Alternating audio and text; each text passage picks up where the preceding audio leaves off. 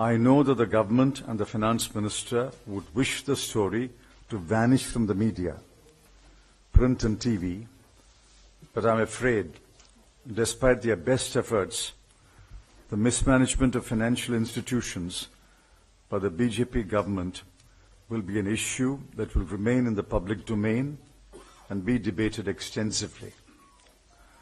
Thanks to the media, especially the social media, the Yes Bank issue has reached most people who are concerned about the economy and its institutions.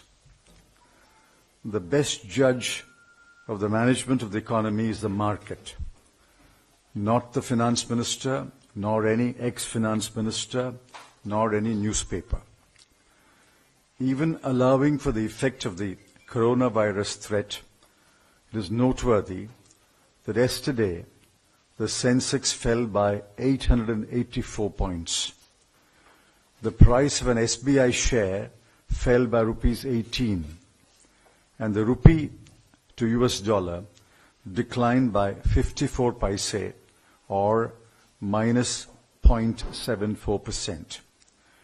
The price of an Yes Bank share fell from rupees 36.80 to rupees 16.15. Actually, it is worthless. Yesterday, I put out some numbers regarding the loan book of Yes Bank. Since the numbers are significant and you need to reflect on them, I'm repeating that data. I've given the year and the outstanding loans. March 2014, rupees 55,633 crore. March 2015, rupees 75,550 crore. March 2016, rupees 98,210 crore. March 2017, rupees 1,32,263 crore. March 2018, rupees 2,03,534 crore. March 2019, rupees 2,41,499 crore. Please notice the jump from March 2014 to March 2019. The loan book was allowed to grow despite bank supervision by the RBI and government at the rate of 35% a year. Please also notice the spike in 2016-17 and 2017-18, the 2 years immediately following demonetization. Is no one in the RBI or government accountable? Which committee or who authorized the grant of new loans after March 2014? Were not the RBI and government aware that Yes Bank was on a loan-giving spree?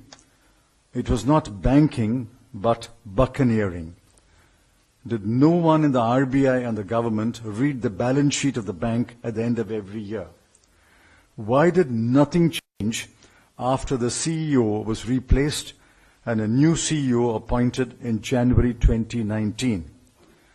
Why did nothing change after a former deputy governor of the RBI was appointed to the board of Yes Bank in May 2019?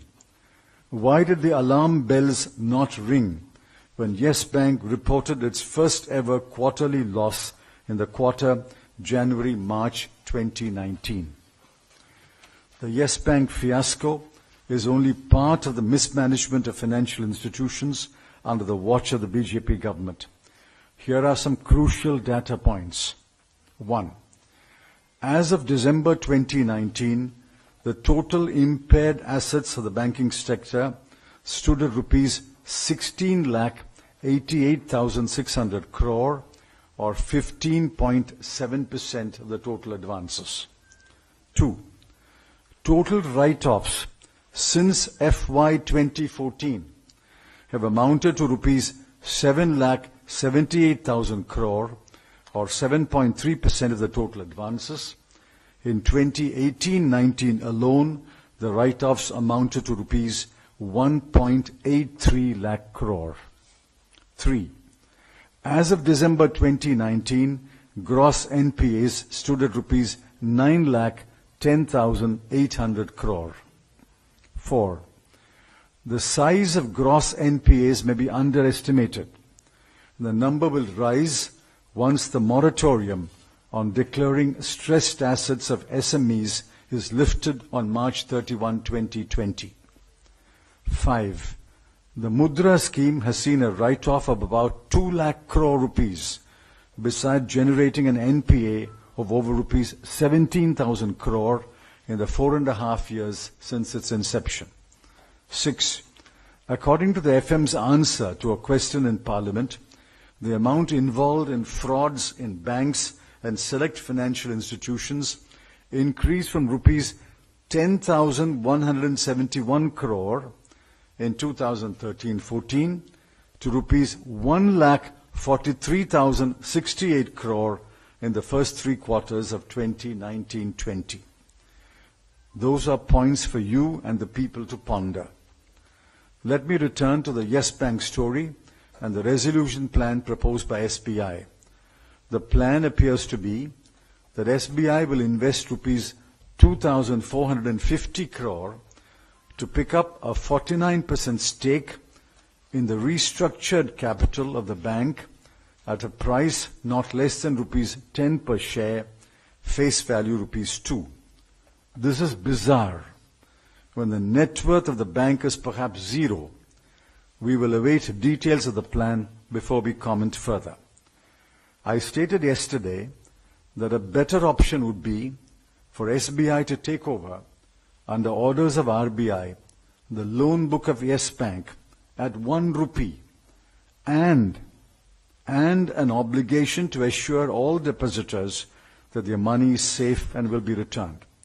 Simultaneously, SBI should make every effort to recover as much as possible of the outstanding loans. There are other options that can be explored in consultation with former governors Dr. Rangarajan and Dr. Y.V. Reddy. The Yes Bank story is not over, but I shall stop for the present and answer a few questions on the subject. We'll take questions now. And then we will start with you. Sir, there is a report in Telegraph today on friends of Modi. What kind of action you recommend for them? I have not read the report. Who are the friends of Modi? Not Randeep, not I. Who are? Anil Ambani and SL Group. Well, the FM named them yesterday. The finance minister named them yesterday, so it's for her to take action. In the resolution plan, there is a proposal that the bond purchase from Yes Bank should be made zero.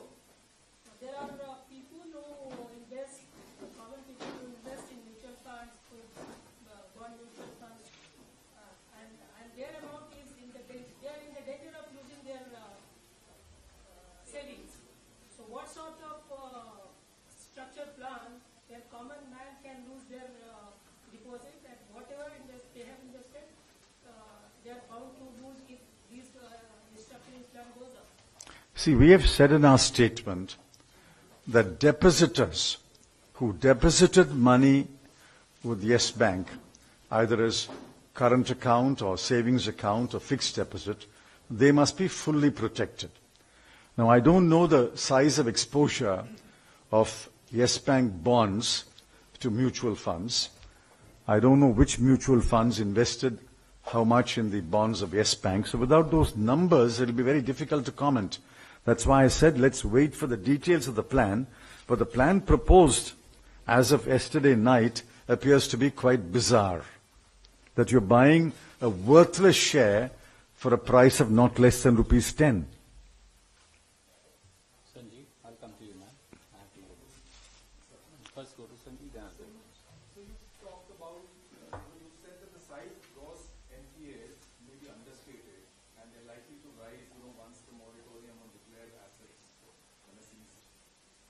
SMEs, is lifted. Do you foresee a similar situation for other public as well as private sector banks like the Yes Bank that has happened? No, this is not, that statement is not about Yes Bank. That statement is about the whole banking sector. Today there is a moratorium on declaring as stressed assets SME loans. Therefore, that moratorium, I'm told, will be lifted on March 31. Oh, that's the proposal. So once that moratorium is lifted, a big part or a sizable part of those loans will become stressed. This is for the whole banking system. Ma'am, I'll come to you, sir. Since we are talking about the whole banking system, Finance Minister yesterday alleged that it was because of the Commerce rules in the tenure 2014 that the banks have faced some cuts. Yeah, sometimes when I listen to the finance minister, I get the feeling that the UPA is still in power, I'm still the finance minister, and she's the opposition. Ma'am, I'll come to you, sir. Sir, now time and again we have seen how the SBI comes to the rescue. We've also seen what happened with PNC Bank. So looking at the entire ecosystem, do you think there is a possibility of other banks also going the same route? Also, there are some quarters which are raising the questions, what will happen if something happens to SBI tomorrow? Say the SBI says we don't have money. I don't get the impression that SBI is a volunteer in the Rescue Act. Just as LIC was not a volunteer in the IDBI Bank Rescue Act. These are command performances. I'll come to you. I'll come to you, sir. I'll go to you and then I'll go to Supriya after that. जो private banks हैं उनका yearly audit नहीं करती है या time to time check नहीं करती है, क्या आरबीआई को पहले से पता नहीं होगा कि क्या सिचुएशन चल रही है? इसी से एडेड दूसरा क्वेश्चन कि गुजरात की कंपनी के बारे में इंफॉर्मेशन आया कि उन्होंने ये अनाउंसमेंट होने से जस्ट पहले 250-300 करोड़ रुपए अपना विड्रॉ कर लिया. तो क्या इसमें आरबीआई ऑफिशियल्स भी इन्वॉल्व हो सकते हैं इस पूरी चीज में? कुछ लोगों को वायरल हो जाए. See, every commercial bank, scheduled commercial bank, as far as I know, is subject to an internal audit, a concurrent audit, and an external audit.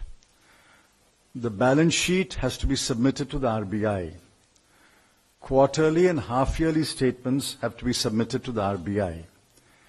It's completely beyond my comprehension how no one in the RBI or the government, because the copies are given to the Department of Financial Services also.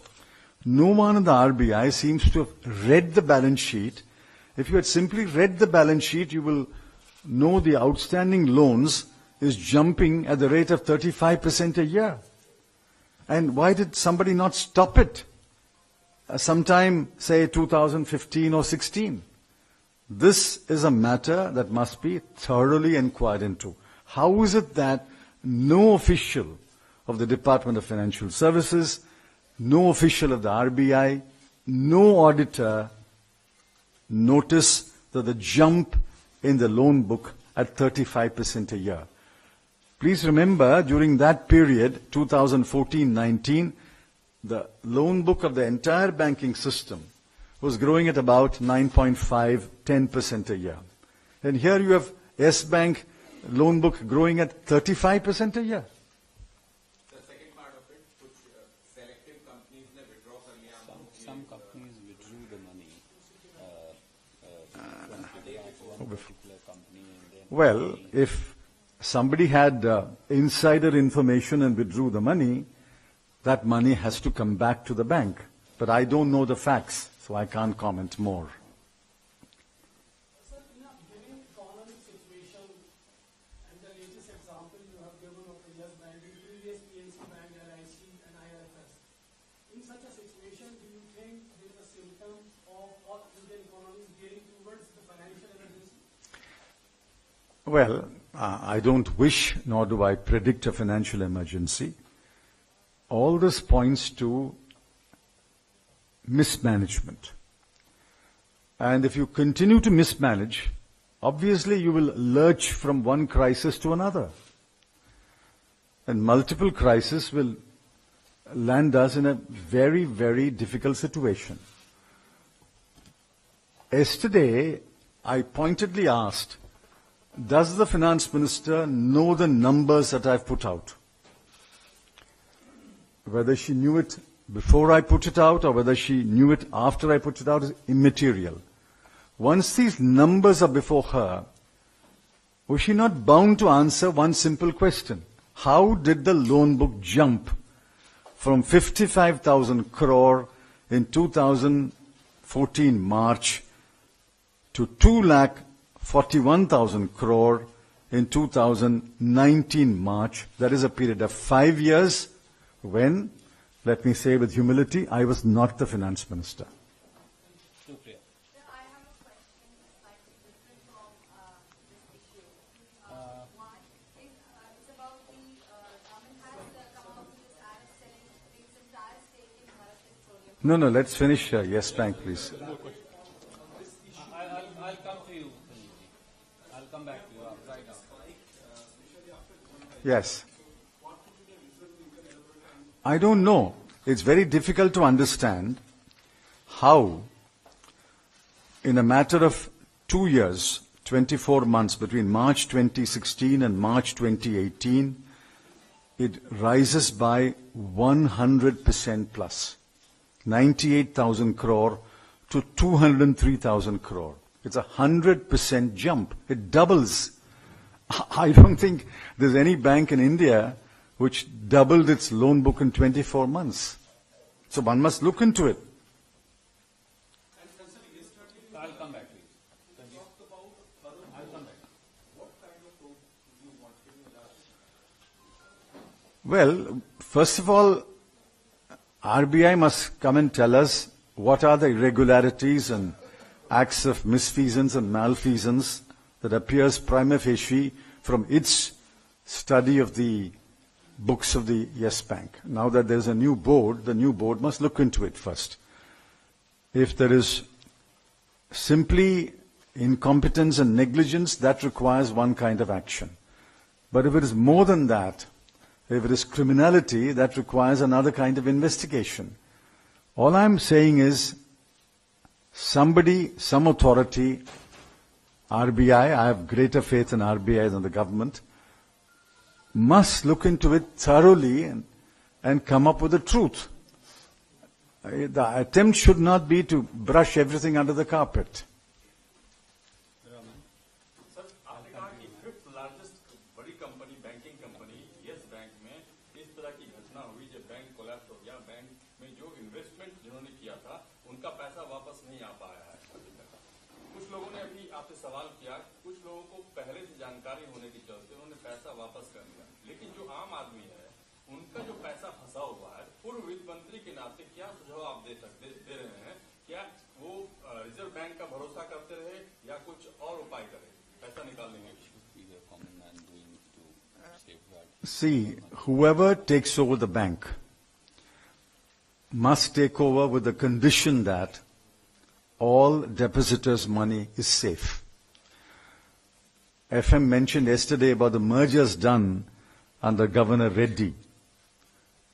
I urge you to read Governor Reddy's book, Advice and Dissent, I think about page 284 or so.